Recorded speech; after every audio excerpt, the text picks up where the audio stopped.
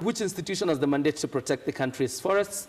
22162 is the SMS line on which to use. Gentlemen, let's begin this conversation. Thank you. Obviously, with you, Dr. Kalua, being a member of a task force, and some of the preliminary findings that you had, and there was a heavy indictment on the Kenya Forest Service. What we would want to know as Kenyans is why so? I think you will allow me, first of all, not to talk about the task force, because I am not I'm not empowered to speak about that, because I have a chair, I have the minister talking about this, and the report is still on. But I think there is nothing shocking in all these things that are happening right now, because not shocking to me, at least, maybe to some members of public, because what is happening in the forest is something that has been happening. If it is about individuals in high status in the society acquiring and owning land in the forest, this has happened for a very long time. What may be even more shocking is the fact that water is drying up places like Huri Hills, where people have to tie sacks and plastic around trees so that they can get water the following day. There is much, much more that is shocking than what you can see. But the issues that the public have really raised during the session, and this is in public domain, is the misuse, the abuse of what is really available for the people who are supposed to protect the forests that we have.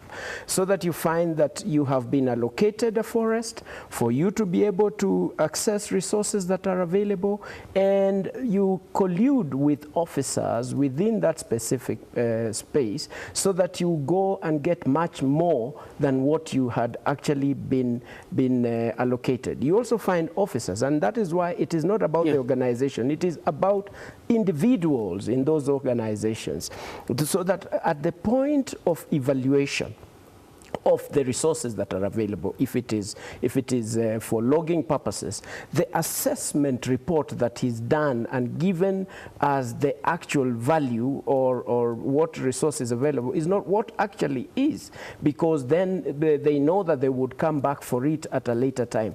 This is in public domain, and it has been reported during the times that we were dealing with this, and there is much, much more. And we'll talk about the problem just in a bit. But Dr. Walumbengo, my question for me would be, how did we get here in the first place? That 54 years after independence, we are realizing the importance of forestry in the year 2018.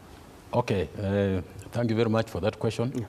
And let me say that, unlike my brother here, Dr. Kalua, for me, I can talk about the task force. I'm not a member. And I can only say what I've read in the press. First, I'm really shocked that the press is crucifying the Kenya Forest Service. They are trying them in the press and crucifying them, and they are not being given a chance to defend themselves. Secondly, let me say that forests have been an emotive issue for a long time. Because Kenyans look at forests as land waiting to be converted into agriculture, or land waiting to be converted into an urban area, or land waiting, or trees waiting to be made into charcoal. The moment people started looking at forests as money, idle money waiting, that's why the problem arises. And it's in many factors of the country. Now, we started talking about, to come back to your question, we started worrying about forests when we had this very dry weather in the last 3 or 4 months. And people started panicking. There was no water. For the first time, for example, since Kericho town was established, they rationed water this year. That was frightening. Streams started drying up. Those companies which were running hydroelectric schemes found out that there was nothing to run. So people started getting worried. Nairobi was rationing water. And people asked the question, why is water being rationed? They said, oh, there are no forests to catch water. That's why people are worried about forests.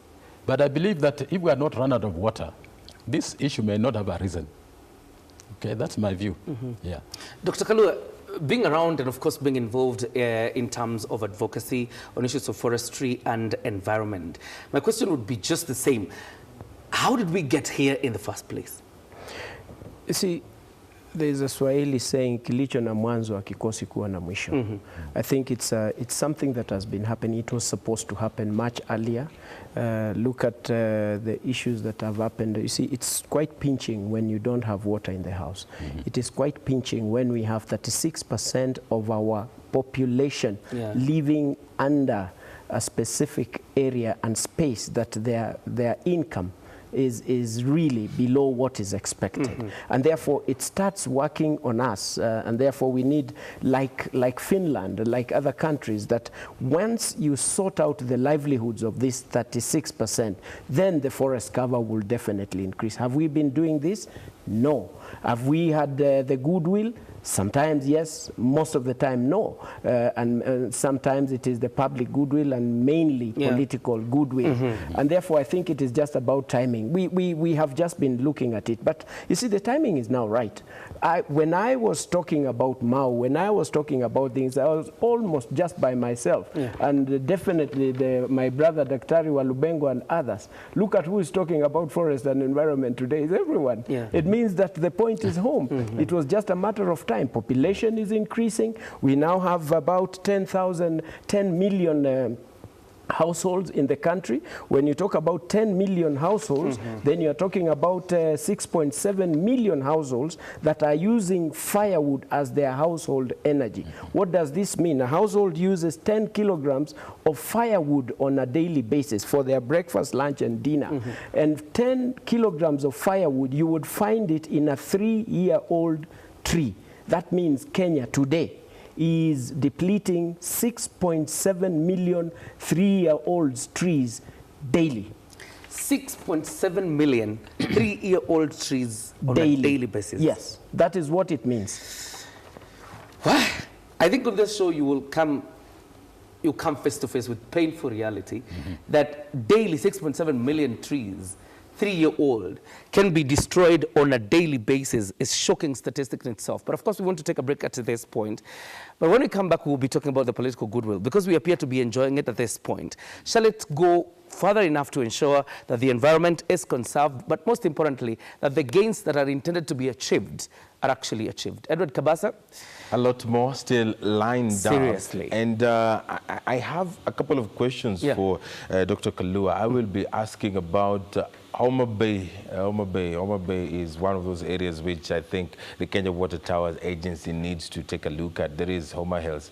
I had already told him earlier of the destruction of that particular region, and I'm sure he's going to find answers for us. But of course, tonight. you didn't tell our viewers you're from Homa Bay. Yes.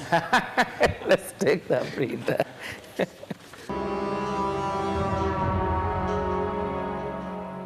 It looks like, Dr. Walumbengo, once we deal with the political question in Kenya, then we have addressed the problem of the status of forests in Kenya.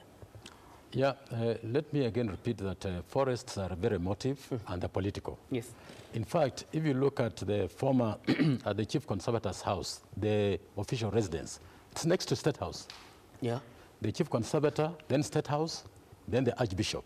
So forests are always linked with the government, always linked with the president or the governor. Yeah. In fact, I would now like to encourage whoever is going to be Chief Conservator to go and live near State House, to go and take over that house and live in it, so that they can be talking to the president about forests. Because forests are political. And in this country, politicians very often promise their voters that they'll give them forest land if they vote for them. So for that reason, politicians are believed by the voters. And the politicians then put pressure on the Forest Service or on the Minister for Forestry and insist that I promise to my people, let us settle them. Yeah. And that's why people settle in the Mau Forest. And that's why there's pressure on Kitale Forest. The governor wants to convert Kitale Forest into an area for development. There's pressure on Menengai Forest. You can see houses going up in Menengai Forest at Nakuru. There's pressure on Kakamega Forest. Of course, Karura Forest is no more. There's a lot of pressure on Karura Forest from Nairobi and on Ngong Forest. And these are political questions. If we don't sort out those political questions, the forests will remain in trouble. They're not technical.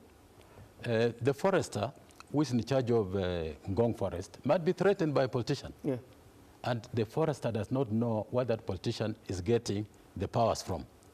So they'll give up. They'll agree with the politician. Yeah. So this is a major issue. It's a major issue. Yeah. By the way, Dr. Kalua is a persona non grata in Narok. I don't know whether he still visits, the county because of his issues with conservation. The governor told him, you're not welcome here anymore. But Dr. Kalua, my question will be, when we talk about conservation and reclaiming land that was actually forests, and we know what has happened, particularly in the areas of Rift Valley and central Kenya, where people have been resettled in forests, and I would dare say, the Nyayo T-zones, what do we do to them if we were to get back, reclaim that land? First of all, let me mention to you that now the governor of he lifted the ban. Narok County is my buddy, together with the deputy governor. I think it's just an issue. It was out of emotions, like we are talking about. And I really talked about Mau Forest in a very passionate way. And you remember I blew the whistle a long time back. And they felt that I was doing it wrong, and I actually was not supposed to walk or ever be or visit the county. But when we got to understand each other, he felt it and he felt what I was talking about. And look, today he's a champion on environmental and now you can go to Narok. And I can go. Talking about the T-zones, I think these are some of the shocking things that maybe Kenyans will be surprised. But to me, it's not a surprise because it is already in my report as Kenya Water Towers Agency. A new report may be even more damning because we are just waiting for the signature of the minister so that we can send it to Parliament, and it has heavy information to the public. But let me tell you, one of the greatest things that, and it is in the report, the one that we did some time back, is where someone in their own census would authorize the clearance of or creation of a buffer zone between a forest, this is Olposimoru, and the Masai Mau forest, which is one is owned by the government, the other one is by community. There is nowhere in the world, anywhere in the world, that you create a buffer zone between a forest and a forest. You create a buffer zone between the community and the forest. And in this case, there was a creation, a buffer zone of 1 kilometer wide and 26 kilometers length, totally cleared, and the buffer zone that was created was T. And then, okay, you first of all, the issue is not just about the tea, because the tea can be allowed to grow because these are trees, and you just allow them to grow, and they are still trees and they are forests. But the fact that you can clear materials of forest that have been in existence 30, 40, 50 years, 1 kilometer times 20-something kilometers, clean completely, and plant something else in the name of creating buffer zone. This is something else. And what did we do? We prepared it, we sent it to Parliament for action and allow, because the good thing is that even the tea that has been planted, even though the material may not be there, the trees can be allowed to do. There are crazy things that do happen. And it's been a long thing that has been happening over a long period of time. Talk about Marmanet, talk about all these places. Land is owned by people that you meet in the streets every day, and they look very good, and they go to church on Sunday, and they do things that are supposed to be done by people who look like they do things right. But again, my issue, and this is something that I've addressed at the point that it must be addressed, because once you speak to your minister, once you speak to the presidency about it, then it means it can be taken to the next level. And hold that, Dr. Kalua, because I want you to tell us whether you've spoken to the president and the political goodwill that is in existence, particularly for your agency and most importantly, the task force. But before we do that, Dr. Walumbengo, there's always this question about population and forestry. And we've seen evictions in Mount Kenya Forest. We've also seen evictions in Embu Boot. How do we address that, the problem of population growth vis-a-vis the need to conserve our environment and forests? Okay, let me say I'll not touch population issues because they are also very sensitive. However, don't worry, let them be sensitive. Let me say that evicting people from forests is historical. In 1897, people were evicted from along the railway line in order to provide firewood. The forest became a government forest to provide firewood to the steam engines. Then, when the government gazetted the forests, like Mau or like Cherangani, they did not put in account the fact that there were people living there. Like in Cherangani, there are the Sengwer, in Mandelgon, They are the, okay, I don't want to call them dorobos or cakes. Yes. In Mao, they were cakes. Up to now, the government has never recognized that these forest dwellers have homes in the forest. And this is a problem. Once you don't recognize that people live in the forest, you'll evict them.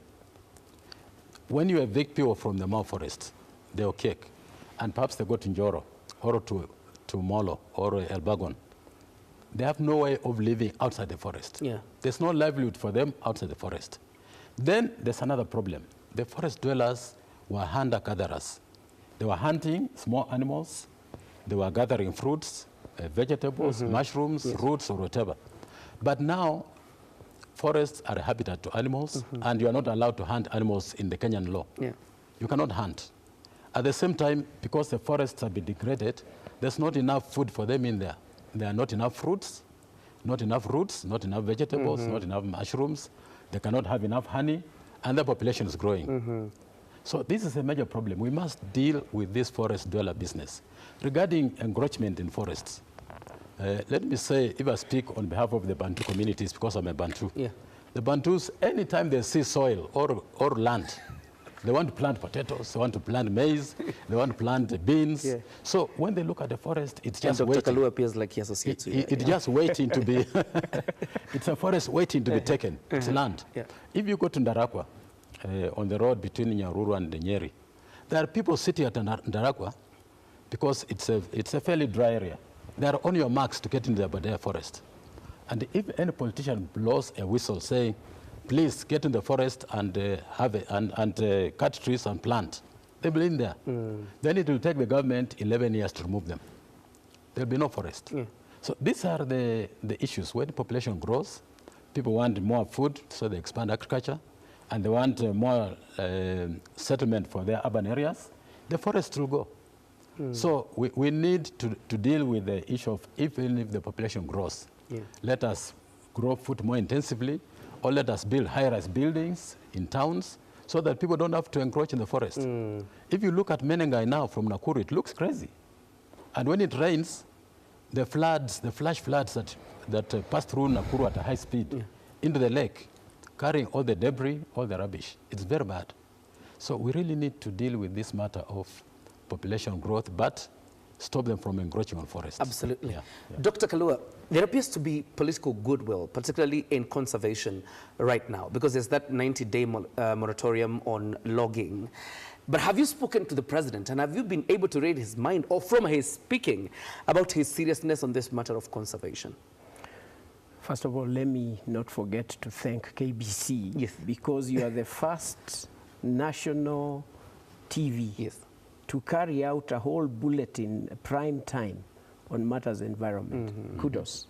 Allow me to say that from the bottom of my heart. And where we are today is because of the media in this country. I salute them, because you have brought this agenda to the top of it.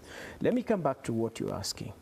And I'll be careful in the process, because some of these things are very sensitive. One, some time back, I went to visit the Minister for Lands. She was a lady then. And my intention was to request... Even the current one is a lady, but you're saying the former. Yes. All right. And I'm sure the current one will also do a very good job. She is fantastic. Now, one thing I went to request for is because our report of Kenya Water Towers recommended that to protect the entire water towers, we need to have the titles.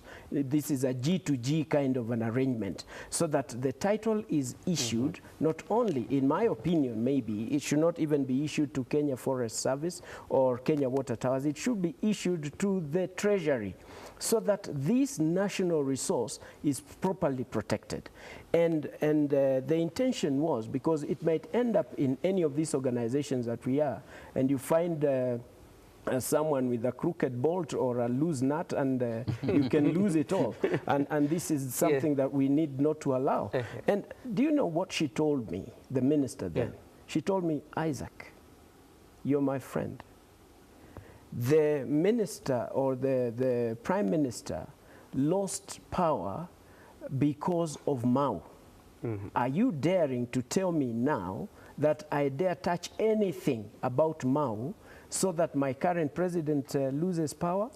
let's talk about other things. Let's forget about Mao. That's a government minister. And actually, we went ahead to speak other things because that subject was a closed. closed chapter. Later, today, the same individual is in power somewhere, and she's actually fighting like a wounded lion, if I may, ensuring that protection. It means there was sense then, there still is sense. Then there is political sense, and there is what is called the social sense in this case. I have had a session, true, with the president, one-on-one. And I explained the situation as the chair of Kenya Water Towers Agency. And I mentioned that we have sessions of Mau that do not have an issue apart from the Masai Mau, which is down there. The EU, the international community, has funded a process of surveying the places, ensuring that demarcation is done, and ensuring the titling is done. It's all done, and it is just at the final stage at the Ministry of Lands. And I mentioned to him, and he said, Isaac, get so-and-so to get this done, and let it be done, because I love to protect the environment. And the presidency is keen, the entire presidency, as it were. But as to why this has not happened today, God help us. There's a mismatch in terms of the time. And this is now, where we have now brought these things are, or where nature has brought us to, means that we just have to do what we have to do. Because the problem of protection of environment, even when you talk about the forest and the number of officers that we have in the forest, the resources, I've always talked about them, they are not sufficient. You have one officer of the Kenya Forest Service protecting 1,000 hectares of forest. How would you do that? But resources is only one thing. Political goodwill is now in place. The president himself, the presidency, you have seen the deputy president is the one who set up the task force. Where else would you want to get this kind of energy? You have the right minister right now. Tobiko is serious. And very passionate. And very passionate about it. He has actually taken the Masai hood into it. And you can see that he means business into all this. And it's happening. So the goodwill now is there. And I am sure that we are going to definitely get to the next level. And look at how the public is dealing with it. It's being pinched, and you can see about. And that's a question I want to bring to firefighting. I still think that in this country, whenever we lack water, it's too dry, then we firefight. Once it rained, people feel okay. Now there's water. They've forgotten that we had a dry season. Which is where I wanted to bring you, Dr. Walumbengo. In terms, even as we blame government and talk about the Kenya Forest Service in terms of mismanagement, when the public is not aware or appreciative enough of the environment around them, because you're talking about like El Bolosat in. Well, I was almost giving up. I was almost giving up the answer to viewers. I think Maurice should just give me the 10,000 shillings and we will have this story. But then again, I didn't say, good enough, I didn't say. But we're talking about, and even the population around there doesn't appear to appreciate that at one point there were hippos in numbers, but then now they're disappearing. You're also talking about Kiboko around as you go towards Nakuru. There used to be hippos, they're no longer there. And the population around there doesn't worry or doesn't care about why this thing is happening. Okay, there's one thing we should be clear about. There are people in this country who live on a day-to-day basis. Whatever they get today is their food. Tomorrow they are not sure that they'll have supper. So such people will not worry that Kiboko Lake has disappeared, or Lake Olobosat is disappearing, or Lake Solai is no longer there. They'll not worry. Their worry is, am I going to eat today or tomorrow? So this is where political will comes in. And this is where we stop firefighting. We must make deep plans. I was speaking to a German friend the other day, and he told me in Germany, forest plans are made for 400 years.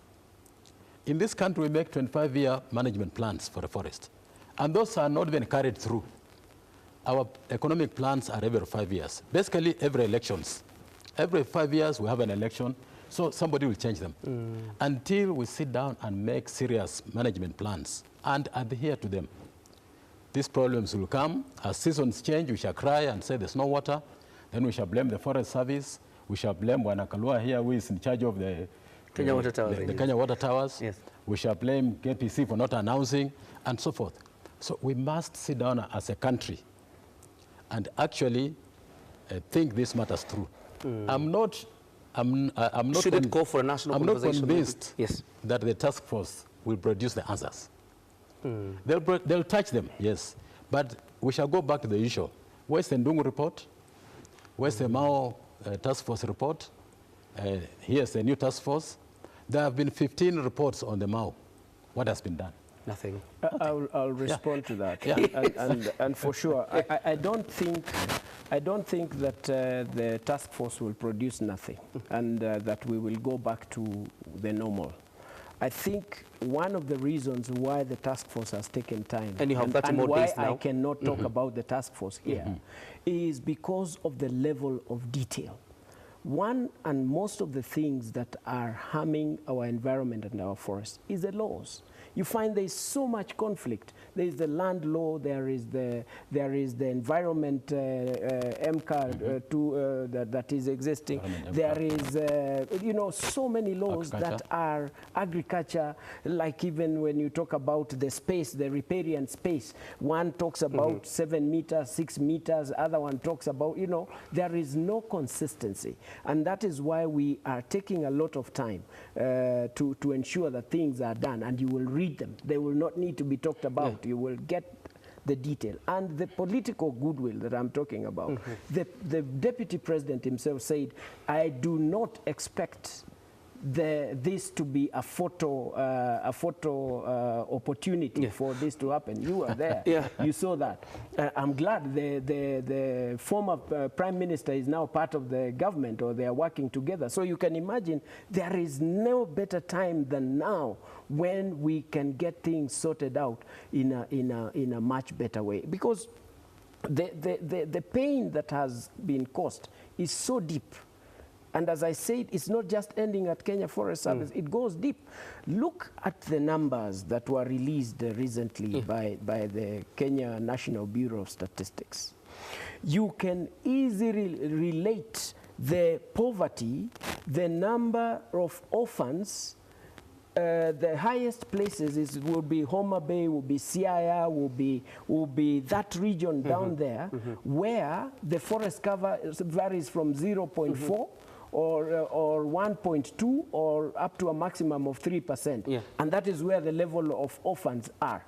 You look at the regions where there are more people who have less forest covers in the upper parts, the northern part of the country, where the household numbers are higher in those places, because also the level of forests are not as high as expected. It means forests keep people busier. You talk about Nyeri itself. Nyeri, a household is about 2.5 or 2.4% as opposed to other places where you find 6.5% or 6.5 of a level of household in the country. So these statistics don't lie. And therefore, the higher the forest cover. Talk about the cities. Cities produce 70% of carbon, CO2. Cities in the world, and the cities occupy 2% of the total land mass that we have in terms of where you can live. How much trees are needed to do that? Forests are consuming, or they are absorbing 40% of forests of CO2 in the world, and therefore it tells you how much we need to plant trees. And we need to simplify this as I finish. When we talk about 10%, let's not complicate this thing. Like Michuki said one time, ni miti munapanda tu, hakuna kitu End of story. End of story. You find, when you talk about 10%, you are talking of in 1 acre of land.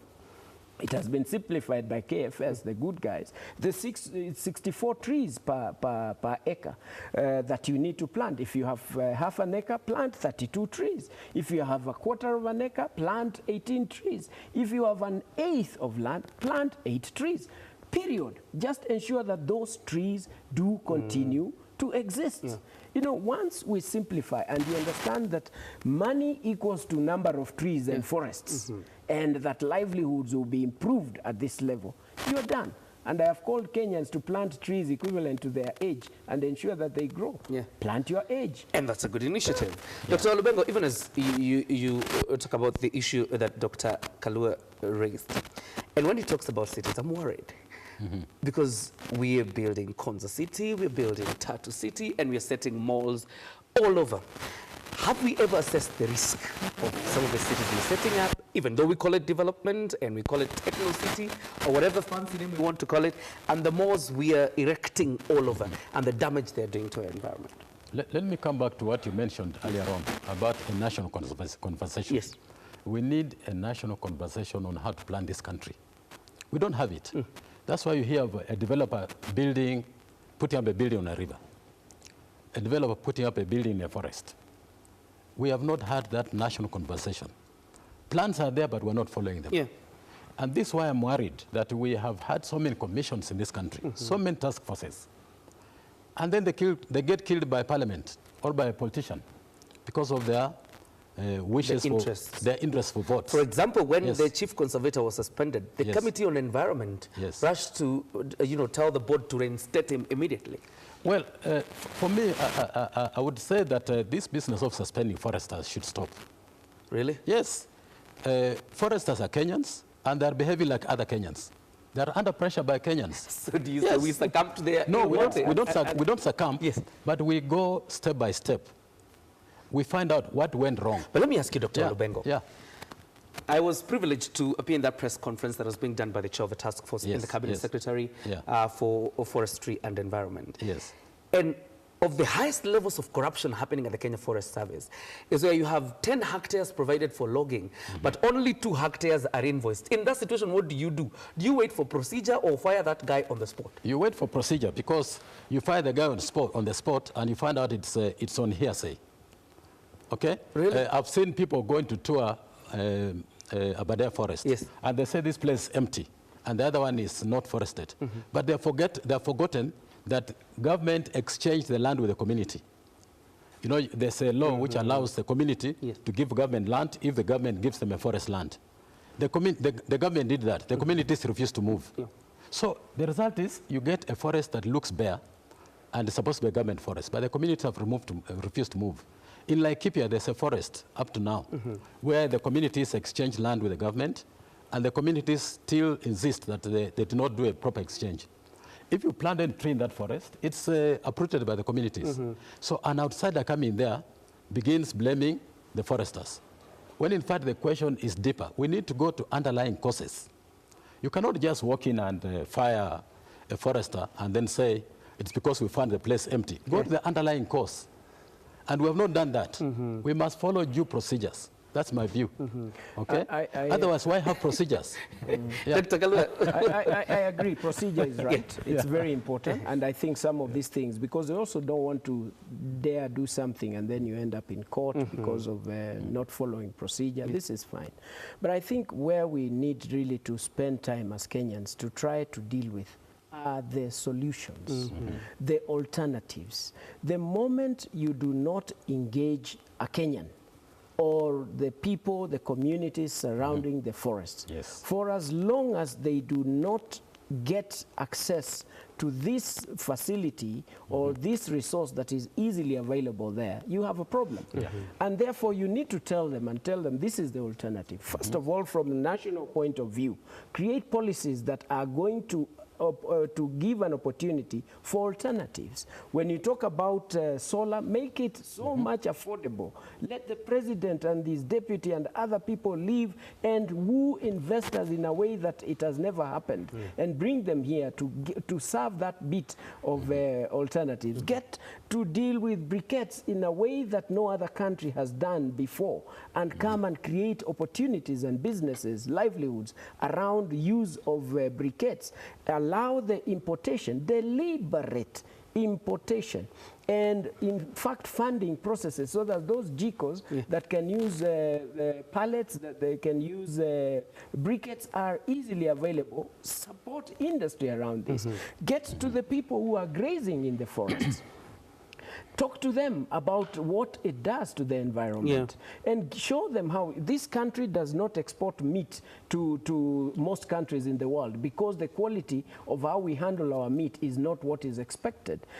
Raise the value of meat from 100 shillings to the farmer and let him get that money directly from 100 shillings to 500 shillings because they can slaughter and they can directly market. So they don't need to keep 200 cows. They can keep 50 cows, and these cows will be more valuable than 200 cows. You get into the market here, you find that grass carpet, and people are buying and sending it to their homes. You have no clue that it has actually messed a whole environment in a forest. People are removing that, and therefore rain falls, water flows, and people are swept all over because of these little things of how we do it. So get people to give them alternatives.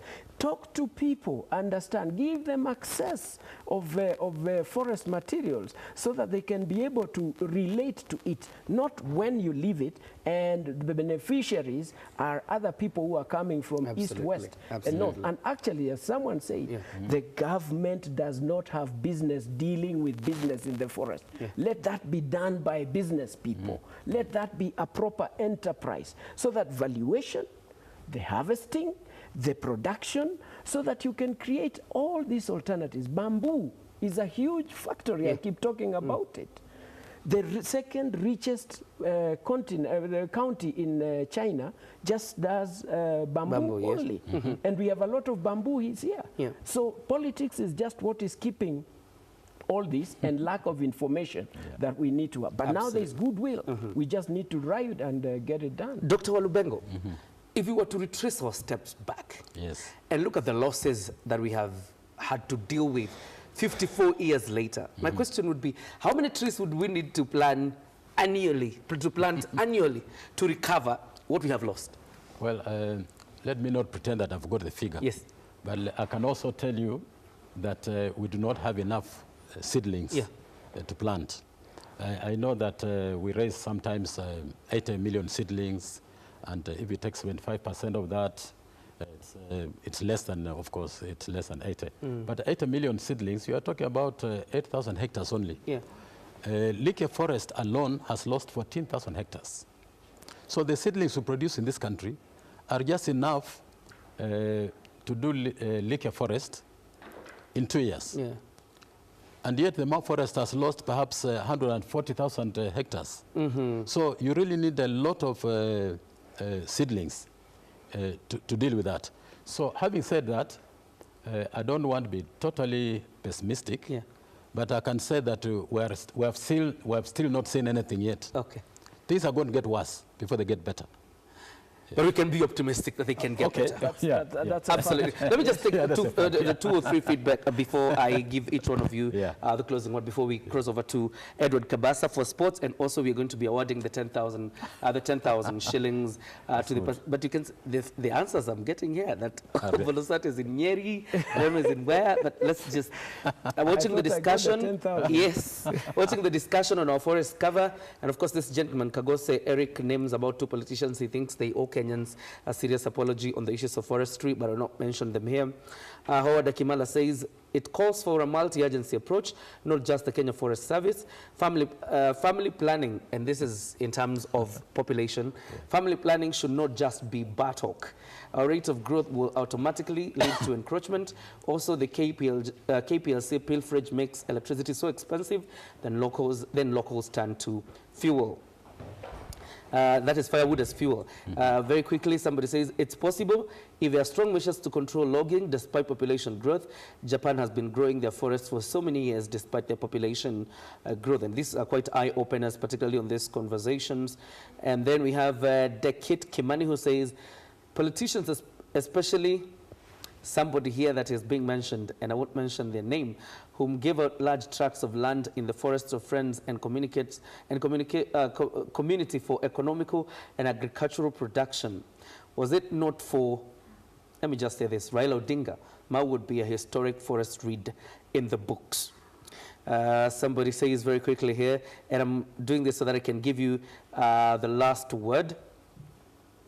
since we have forgotten the efforts of Wangari Maathai, politicians who insisted the rain comes from the sky and not the forest should be ashamed.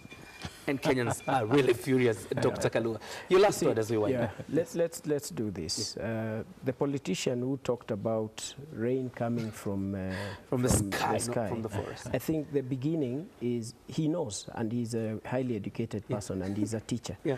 For us to be able to communicate in a good way to the public and to let people know how important it is, the same person needs to come forth and say, hiyo ilikuwa tu ni siasa wa jamaa. I really didn't mean it. I think we need to plant trees. When we talk about eucalyptus, you know Kenyans are money-oriented as opposed to any other direction. When you say uproot trees, you know, it creates an appetite that we still need eucalyptus, by the way. We still need firewood. We still need quite a lot to be done.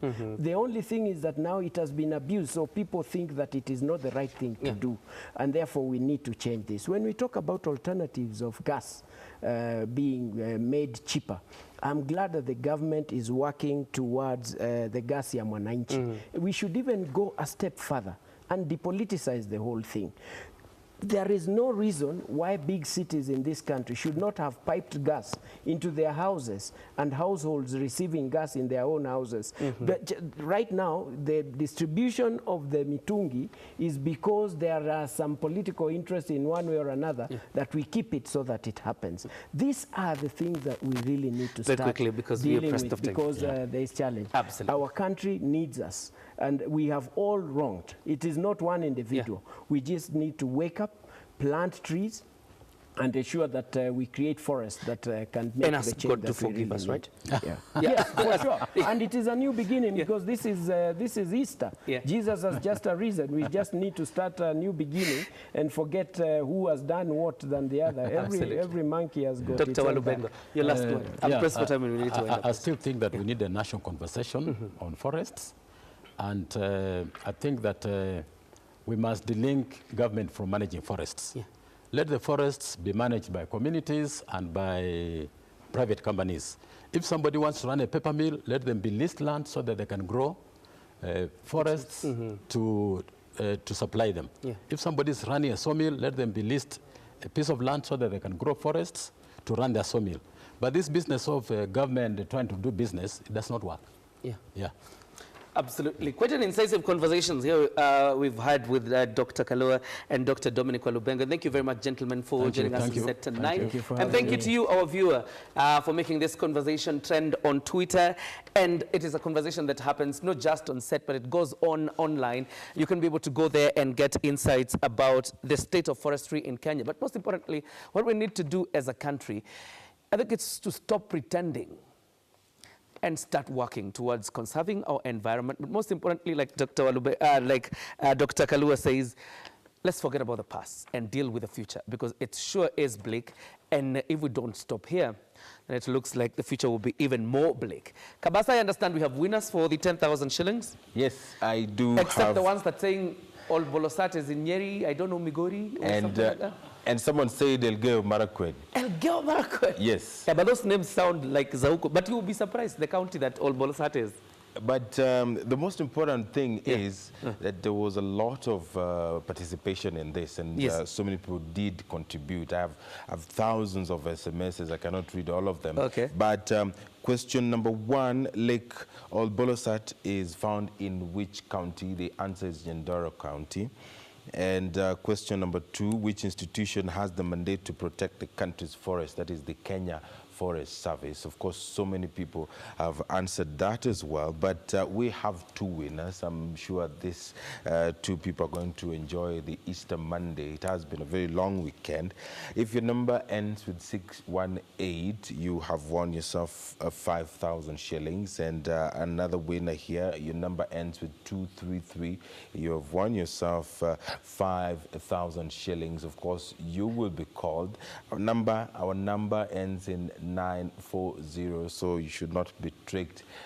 Don't accept any other number that does not end with 940. That's That's the number that we are going to be calling you to reward you 5,000 shillings each. We do thank you very much for participating. And JJ, I must say that this is a conversation that cannot end here. Yeah. And I'm also happy that Dr. Kalua has really talked so much about the water towers and what needs to be done. And what I did not hear him talk about is Homa Bay, Homa Hills. Oh, yeah? It is... Can Morris just give us 1 minute? 30 seconds for Dr. Kalua to respond about Homa Bay, very quickly. Yes. Yes. Yeah. Yeah.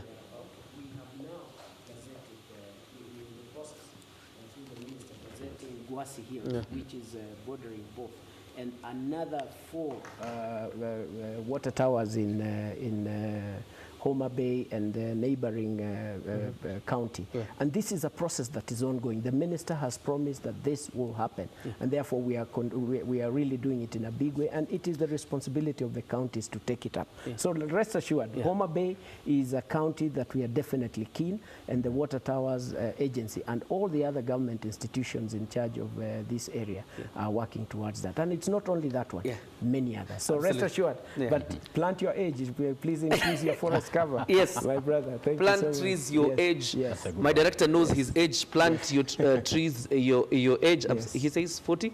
Yeah, 40 plant trees at the age of 40. That's just fine. I think the gentleman from Karachuonyo, Kalua, has answered your question. I mean, you've been on my neck so much. But then again, your question has been answered, right? I love my county, and I have to ensure that we have the largest percentage of forest. Yes, absolutely. So it's time for us to put a cap on this program. Thank you very much for watching. But like I said, the conversation continues online. It has only stopped here on this physical set, but the conversation continues online at KBC Channel 1, at J. Kioria, at Isaac Kalua, at Dr. Dominic Walumbengo, and the hashtag is The Dying Forests, KE. Let's continue talking about this thing, because you never know. It may even get to the president and issue the title deeds that Kalua was talking about tomorrow. Have yourself a good night. Kabasa. Thank you very much for joining us tonight. And of course, we have to say a very big thank you to our reporters who traveled across the country to make this bulletin a success. It has been a very awesome team tonight. And thank you very much for watching.